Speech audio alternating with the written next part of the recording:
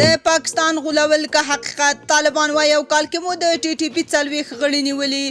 دا چې حقیقت څه دی نو جزئیات هم دلته وګورئ او چینل هم سبسکرایب کړئ د ټي ټي پي پر ضد د خپلو اقداماتو په اړه د طالبانو رهزنیز کول د طالبانو د کورنیو چارو وزارت ویان عبدالمتین قانی وایي چې د تیر یو کال په لړ کې دوی په هیواد کې د پاکستاني طالبانو د تحریک یا ټي ټي پي 40 غړي نیولي دي هغه د دغو کسانو د هویت او په ټي ټي پي کې د موقف د سطح په اړه څه نه دی ویلي خو ټینګار یې کړی چې د افغانستان په خاوره کې د نورو هیوادونو خلاف فعالیت کوونکي به نیسي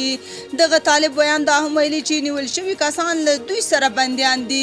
متین قانع په دې اړه چې دغه پاکستاني طالبان به پاکستان ته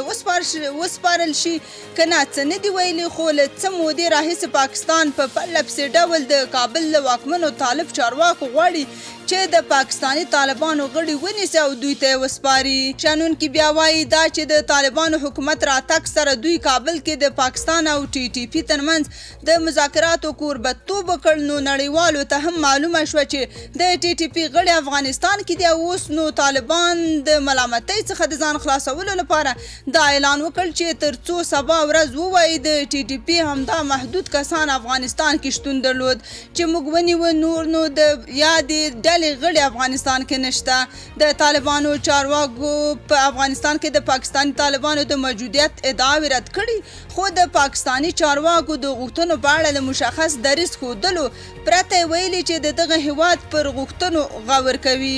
دا په داسې حال کې ده چې وړمه ورځ د افغانستان لپاره د امریکا مخکینی استازي زلمی خلیلزاد د کابل د طالب رژیم او پاکستان ترمنځ د اړیکو د سختې ترینګلتیا خبر ورکړ او له دواړو لوریو په خبرو د اړیکو د ترمیم غوښتنه وکړه